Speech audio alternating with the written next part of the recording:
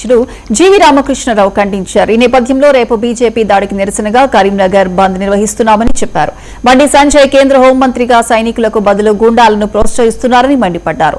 Camp కార్యాలయంపై దాడి వెనుక కాంగ్రెస్ హస్తముందని ఆరోపించారు. బీఆర్ఎస్ పై వస్తున్న ప్రజాదరణ అడ్డుకునేందుకే భయంతో బీజేపీ కాంగ్రెస్ కుమ్మక్కు రాజకీయాలు చేస్తున్నాయని వ్యాఖ్యానించారు.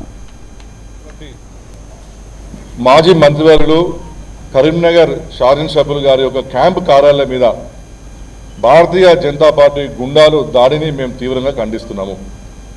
కరీంనగర్ ప్రజలందరూ కూడా ఆ దాడిని చూసినాక భయభ్రాంతులు అయిపోయారు.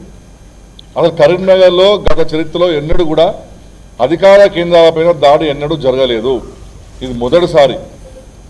4 సంవత్సరాలు ఎమ్మెల్యేగా, 1 టర్మ్ మంత్రిగా, అంతకుముందు 2 సార్లు కార్పొరేటర్గా చేసిన గంగుల కమలాకర్ గారు వారు అధికార కేంద్రము క్యాంప్ కార్యాలయంలో కరీంనగర్ జిల్లాకు సంబంధించిన ఎన్నో ప్రశ్నలు, ఎన్నో సమస్యలకు పరిష్కారంగా నిలిచినటువంటి ఒక కేంద్రం మీద ఇవాళ బీజేపీ గుండాలు బండి సంజయ్ గారి ఆధ్వర్యంలో దాడి చేయడం అంటే ఇంతకంటే ఘోరం ఏమైనా ఉందా అని చెప్పి మేము ప్రశ్నిస్తున్నాము.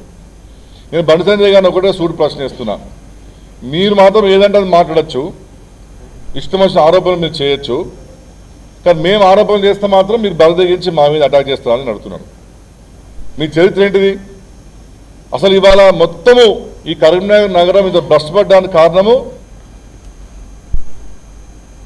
ప్రస్తుత రాజకీయ వ్యవస్థపై ప్రముఖ సామాజికవేత్త బొలిశెట్టి సత్య తీవ్ర విమర్శలు గుప్పించారు. పాలన మారిందని చెప్పుకుంటున్నప్పటికీ వాస్తవానికి మారింది కేవలం దోపిడీదారులేనని ఆయన వ్యాఖ్యానించారు.